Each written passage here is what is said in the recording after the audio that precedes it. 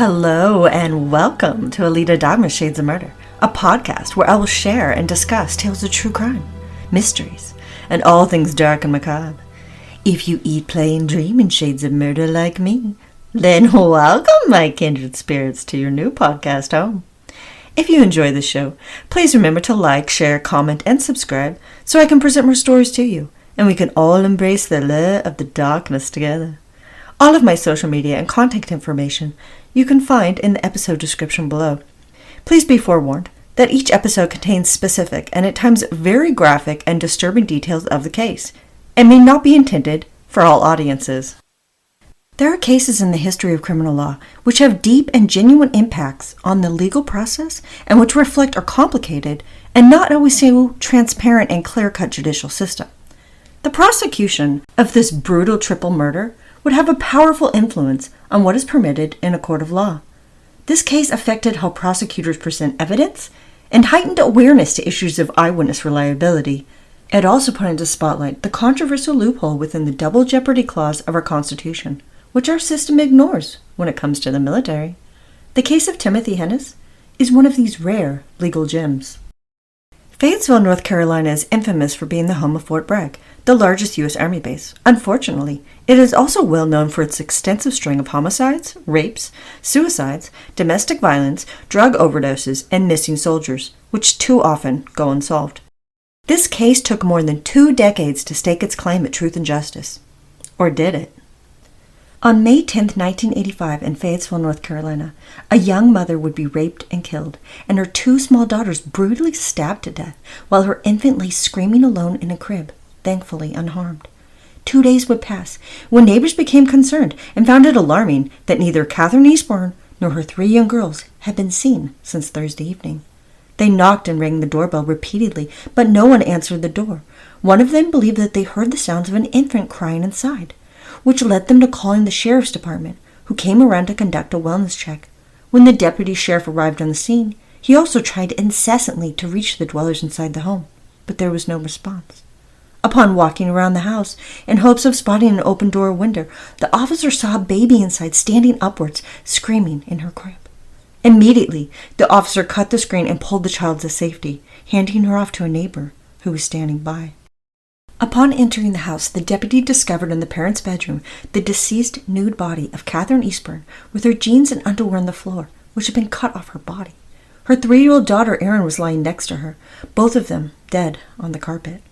The victim's chest had been slashed several times with a knife. Part of the little girl's face and chest had been covered up with pillows, and so was her mother's face. Entering the second bedroom, the officer discovered the body of 5-year-old Cara lying upon her bed. Her chest and side had been stabbed multiple times, and there was a blanket and pillow that had been placed over her face. Catherine Eastburn and her young daughters, Erin and Cara, had died from numerous stab wounds, in addition to a large gash which had been made across each of their necks. It was painfully obvious that they had tried to thwart their attacker with wounds indicative of defense. Catherine Eastburn's wrists had been tied with some kind of ligature, and tests showed that she had been sexually active within hours of dying. Catherine Eastburn's husband, Captain Gary Eastburn, was on an Army base in Alabama at the time of the murders. He would later tell investigators that when he called his wife and kids on Saturday morning, as was the routine to chat every Saturday morning, he was immediately concerned when he could not reach them. Prior to the neighbors who called the police that Sunday when the bodies had been discovered, Gary Eastburn had made calls to the police and to military personnel, who checked on the home multiple times without any response. Several witnesses gave testimony as to their seeing a white Chevy Chevette or a similar motor vehicle on that Thursday evening when the family had last been seen. This was the same vehicle that would later be discovered to have been driven by the defendant. The defendant, of his own accord, willingly shared how he had visited the Eastburn family's home a few days earlier in an answer to an ad for someone to care for their elderly dog. They had decided to find a new home for him since the family was relocating soon to an Army base in England, and they felt that the required quarantine period would be too much for him to endure. Timothy Hennis told the investigators how he met Catherine Eastburn at her house and adopted their dog. Another eyewitness claimed that they saw the defendant burning things inside a barrel in his backyard. Other neighbors corroborated that they had seen the defendant burn things in the barrel at other times prior to the murders. Analysis of the debris found in the barrel would indicate several types of material found, including a t-shirt, towels, sheets, and small amounts of paper. At the crime scene, it was discovered that towels, sheets, and the like were missing from the residence. The evidence in the case against Timothy Hennis was strictly circumstantial. None of the physical evidence gathered at the crime scene included fingerprints, a solo Caucasian pubic hair, bloodstains, nor the sperm that had been collected had any definitive match to the defendant. Of course, this era was pre-DNA, so some of it was not capable of being tested, at least not with any level of accuracy. The prosecution based their case upon the eyewitness testimony of a neighbor who claimed to have spotted a tall white man in jeans wearing a knit cap on his head and a members-only jacket. This man was spotted walking down the victim's driveway at 3:30 a.m. that Friday morning, holding a large plastic garbage sack. This fit the description of Timothy Hennis. Eyewitness testimony is the number one reason wrongful convictions occur.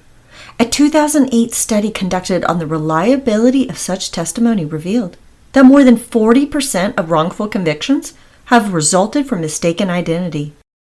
Let us ponder upon this for a moment.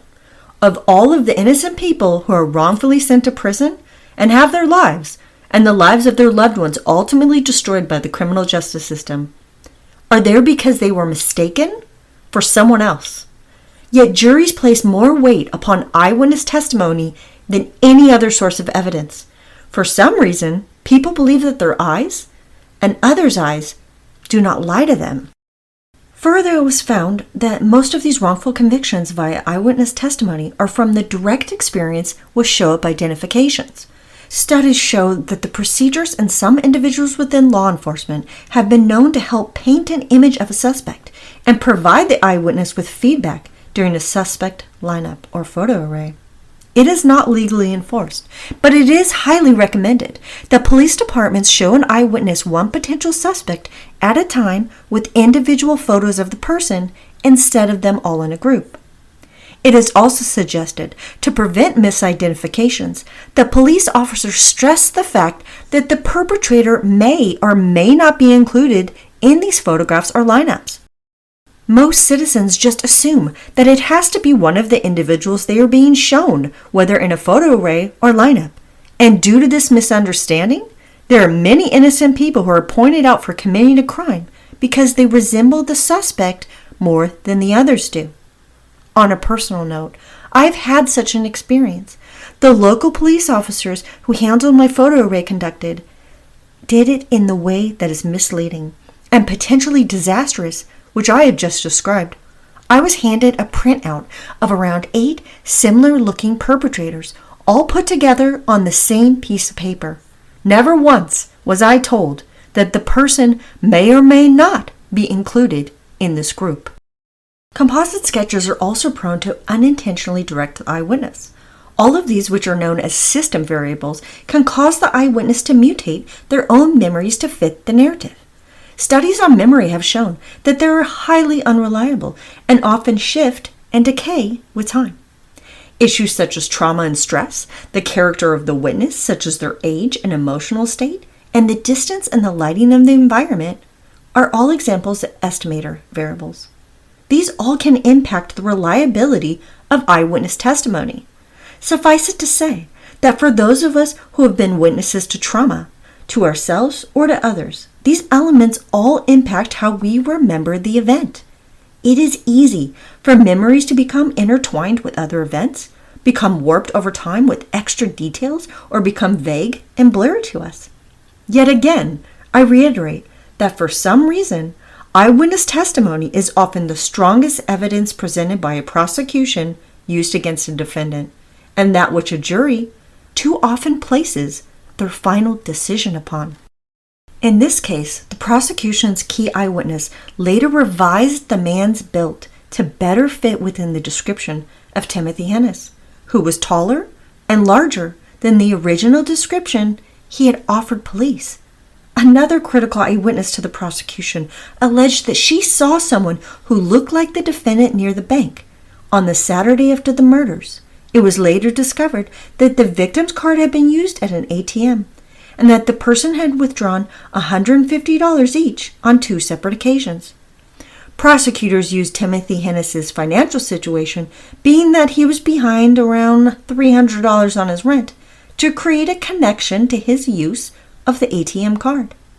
However, when initially asked by investigators in late June or early July after the murders whether she saw anyone near the bank that morning, the woman claimed she had not. The next April, she suddenly remembered having seen someone, and when she saw Timothy Hennis in a photo lineup, she even admitted to the police that she wasn't 100% sure whether she remembered him from the bank or because she had seen his photo in the newspaper. In July 1986, the trial of Timothy Hennis for triple capital murder would begin. The legal system of North Carolina would be forever impacted by the gratuitous usage of photographs presented as evidence by the prosecution. These images displayed at the trial of Timothy Hennis included the crime scene and the condition of the victims' bodies by the forensic pathologists. The prosecution had initially attempted to introduce into trial a total of 99 photographs, which were requested to be prohibited by the defense, or that only one photo per victim be permitted. Upon close review of the photographic evidence, the trial court decided to allow 35 of the photographs to be made into slides. The state was then permitted, per authority of the trial court, to project these disturbing and graphic images.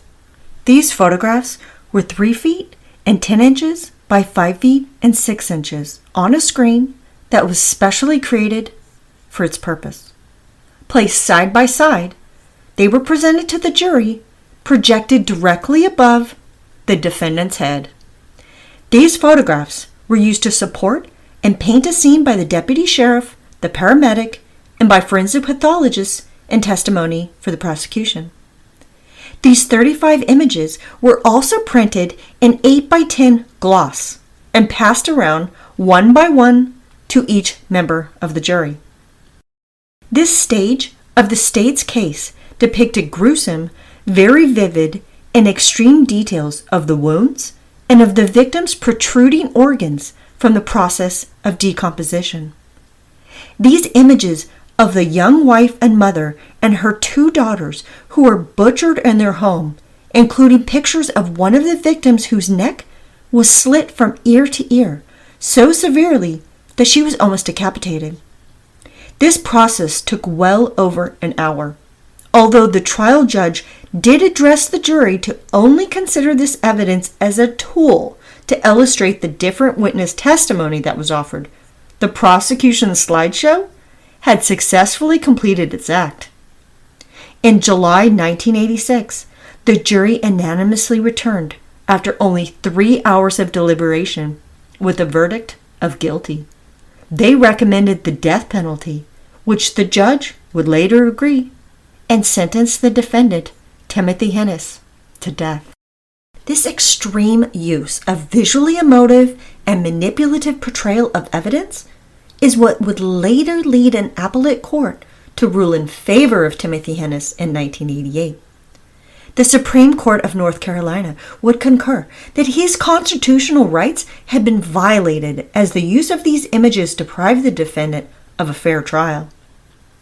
Rule 403 of the North Carolina Rules of Evidence, which governs the admissibility of evidence in a criminal court, states, although relevant, evidence may be excluded if its probative value is substantially outweighed by the danger of unfair prejudice, confusion of the issues, or misleading the jury, or by considerations of undue delay, waste of time, or needless presentation of cumulative evidence. As addressed by the Supreme Court of North Carolina in the case of State v. Robinson, photographs which are repulsive, grotesque, and downright hideous are all allowed to be admitted as evidence so long as they are used for their intended purpose. Such a purpose would be to illustrate testimony, the circumstances surrounding the homicide, and the elements of the degree of murder. They are not utilized to induce emotions of the jury. The court acknowledged that when such photographic evidence is excessive and or repetitious, the evidence does not hold the same value because of its potential to prejudice the jury. This can prevent the jury from being able to fairly and rationally interpret the facts of the case because their judgment is emotionally entangled with the inflammatory evidence. This, of course, is up to the discretion of the individual trial court. The amount and type of photographic evidence can vary wildly as to what may be deemed acceptable within the bounds of illustration versus evidence which is considered excessive, extreme, and not fulfilling its purpose. In the case of Timothy Hennis, the court found that of the 35 photographs, 26 of them did not fulfill any purpose by the state except to ignite emotion in the jury. They also declared that their repetition and macabreness was highlighted by the presentation in which they were shown. Since they were projected above the head of the defendant, this most likely exacerbated the already present prejudice that was felt by the jury towards the defendant. The court also further declared that the manner and time it took the state to hand out each photograph one by one to the jury members was also redundant and prejudicial. To this decision held by the majority, Timothy Hennis was granted a new trial. At his new trial, the defense counsel obliterated the prosecution by exposing the gaping holes the first trial had successfully concealed. The neighbor, the state's star witness, who had claimed he saw the defendant walking down the street in the early hours of that Friday morning after the murders would have taken place. He had testified that the skies were clear that night, which supported how he could clearly see the man later identified by him as Timothy Hennis. However, another eyewitness stated that it was overcast that night. Then another witness came forward, John Rapah, whose physical appearance was eerily similar to that of the defendant. He shared how he dealt with insomnia and would frequently walk around the neighborhood at 3 a.m. in a beanie and a members-only jacket, which fit the exact physical description, including the clothing, of the person the neighbor reportedly had seen. In April 1989, a jury this time found Timothy Hennis to be innocent. He was acquitted of the 3 murders he had been previously convicted and sentenced to death for. In 2006, more than 20 years after Timothy Hennis was initially convicted on 3 counts of murder in the first degree and then was later acquitted, yet another twist of his fate would surface. DNA, which had not been available as an investigative tool in the 1980s, had greatly advanced by 2006, and results now showed a direct connection with him to the murders. The sperm collected from Timothy Hennis was found to be near statistical certainty to the specimen collected from the body of Catherine Eastburn. You may be wondering, well, either way, you can't be brought back to court and charged with murders when you have already been acquitted. Or can you? Enter the U.S. military, the official loophole of the double jeopardy clause in our Constitution, which was designed to protect its citizens from being tried subsequently for the same crime. Double jeopardy is covered under the 5th Amendment of our U.S. Constitution. The amendment defines how an individual cannot be resent to a criminal trial for the same offense once jeopardy has been attached, and that they cannot receive multiple punishments for the same offense. Jeopardy is attached in several ways. It can be attached once a person has been sworn in during a jury trial, or when the first witness has been sworn in at a bench trial, which is a type of trial that is decided solely by a judge. It can also be attached during delinquency cases once the proceedings have begun. The same offense or crime is defined as having the same course of conduct and the same elements. Of course, there are exceptions to the rule. These include hung juries, when a jury cannot come to a unanimous verdict, a mistrial, which is always at the request of the defense, or a reversal of conviction, such as when Timothy Hennis's conviction was overturned on appeal, to which he was granted a new trial. Breaches of plea agreements, whether from the defense or prosecution, can also be an exception to the rule of double jeopardy. This is described as what can be considered a breach of contract. This is when the defense and the prosecution have entered into an agreement where the plea of the defendant has already been established with set terms. If either side goes against this and does not honor their contract with the other party, this can result in an exception being made. The last exception are separate sovereigns, or different municipalities, which hold that criminal prosecutions can be held by both the federal government and the state in which the crime occurred against the same individual for the same conduct. For example, if a serial killer has victims across different states, each state can charge them with the crimes that occurred within their jurisdiction, in addition to their being charged by the federal criminal system.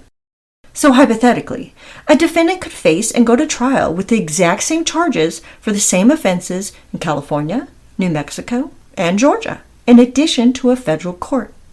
However, it is rarely followed suit in this matter, and most of the time, one state or more will defer to another.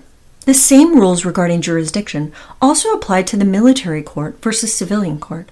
The military court is viewed and treated as being a totally separate legal system from civilian criminal court, each with their own rules, regulations, and codes of conduct. Timothy Hennis had re-enlisted in the U.S. Army after being acquitted in 1989 and had retired after a long, successful military career in 2004 as a master sergeant. However, once the DNA revealed a direct link to Timothy Hennis, the U.S. Army recalled him to active duty so that the military tribunal could charge him under their own jurisdiction for the murders of Catherine, Aaron, and Cara. Timothy Hennis attempted to explain the presence of his DNA found on the victim's body by confessing that he and Catherine Eastburn had consensual sex that same night of the murder. This newly confessed information did not assist Timothy Hennis in his defense. In 2007, the court-martial and its members decided to uphold his original conviction. They sentenced Timothy Hennis to dishonorable discharge, inflicted the forfeiture of his pay and allowances, reduced him to the grade of E1, and sentenced him to death, to which the convening authority of the military tribunal approved, and the CCA, which is the Court of Criminal Appeals, affirmed. Timothy Hennis did everything imaginable to fight this sentence, with more than 40 alleged violations against his rights filed. One of the more pronounced and relevant to this discussion was that there was a lack of jurisdiction. He argued that since he was not enlisted during his acquittal, his forced reenlistment by the Army negated the rights of the court-martial of subject matter jurisdiction. The court-martial denied that there was ever a break in service because he had to be initially discharged in order to re-enlist. On March 6, 2020, the United States Court of Military Appeals upheld his conviction. Timothy Hennis currently sits on death row in solitary confinement at Fort Leavenworth, Kansas, but his defense counsel remains invested in his one last chance at an appeal. Here is where some of the evidence that was never presented becomes interesting. To me, the purpose of its exclusion at either military trial is very bizarre and troubling. Timothy Hennis asserted that the military judge denied him to present a defense when he was not permitted to call upon 3 witnesses. The first one, someone with the initials WHH, was a neighbor of the victims. The defendant alleged that this person had scratches on their face within the same time frame of the murders and fit the same description of the man who was seen leaving the Eastburn residence. This man also refused to help law enforcement at the time of the investigation. He refused to provide any hair samples, fingerprints, nor his handwriting when it was requested. The second witness was a woman named Mary Krings, who was willing to testify that this aforementioned man, whom she worked with and had briefly dated, had scratches on his face within the time frame of the triple homicide. She also said that he had inconsistent statements regarding these scratches, and even more alarming, he abruptly asked for a transfer from their mutual employer to a different town soon after the murders. The third witness was this potential suspect's roommate, Gary Staley. If he had been allowed to provide his testimony, he would have attested to the fact that he owned a light-colored van, similar to the one parked near the Eastburns' home on the night the family was killed. His roommate, WWH, had access and keys to this van. The CCA, however, declared that the appellant did not establish his burden of proof to show the relevance and necessity of these eyewitnesses and the testimony they could offer.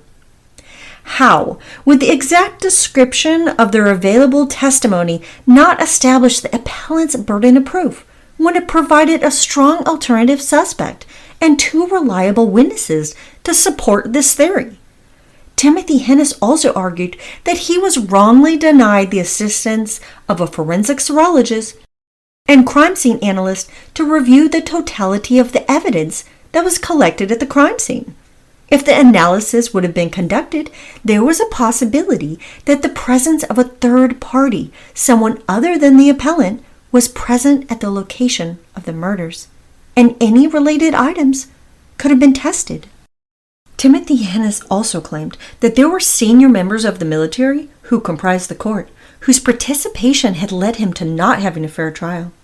One member, he claimed, was openly prejudiced against him, and another member who only considered the death penalty as a viable sentence for the crimes committed.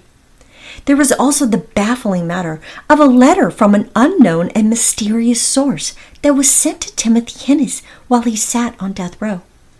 The letter alleged that they were the person who committed the crime. The person confessed that they had murdered the Eastburn wife and her two daughters, and that they were sorry he was doing the time for it. Signing the letter as quote-unquote Mr. X, they also acknowledged that they would be far away from North Carolina by the time he read it. Major Matt Scott, an Army JAG attorney who worked for the prosecution, conveyed to death row stories that the DNA found on the body of Mrs. Catherine Eastburn was without a doubt the individual who raped her and murdered her and her two daughters. However, a head hair, which did not belong to Timothy Hennis nor anyone else in the family, was collected on the Eastburn's bed, but it was never tested. DNA was also found underneath Catherine Eastburn's fingernails, but this evidence was also never tested to be analyzed. Although I cannot deny the analysis of the DNA that was found on Catherine Eastburn's body that belonged to Timothy Hennis, there are other elements of the case which should not be ignored if truth and justice are to prevail. First of all, for some reason, the idea that Timothy Hennis and Catherine Eastburn had a casual sexual encounter seems to be beyond preposterous to the prosecution. But why?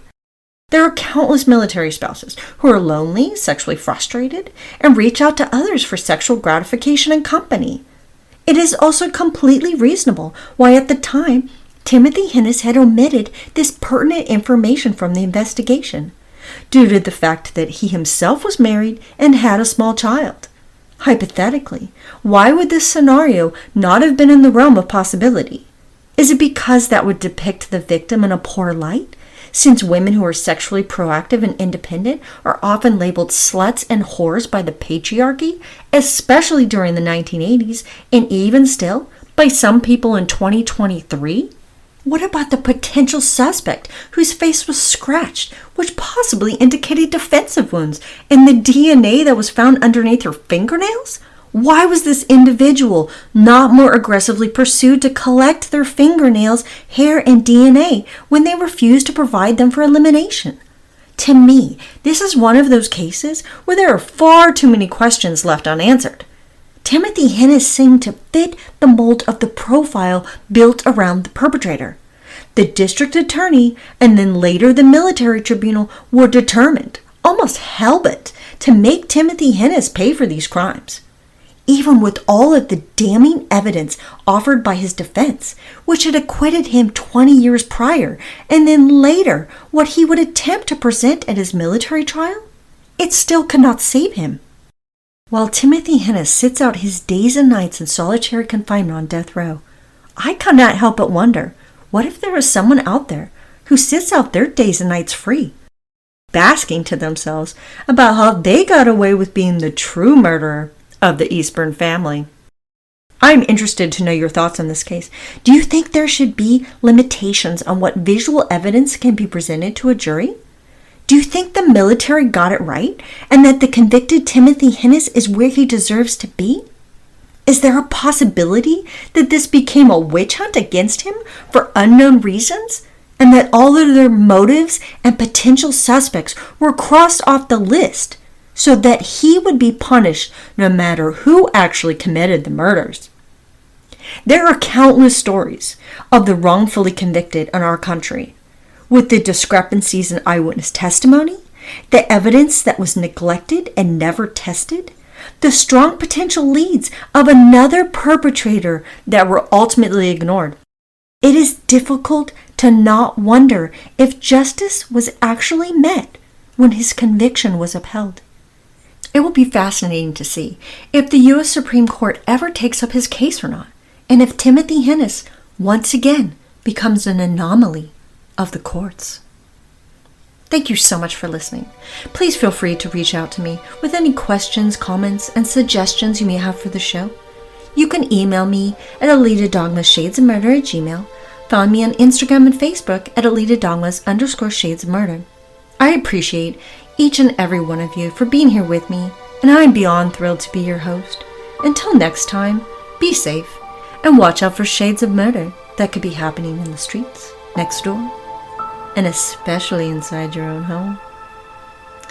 Alita Dogma's Shades of Murder was created, written, researched, and edited by Alita Dogma. Music composed by Alshot Danielian, courtesy of Pixabay.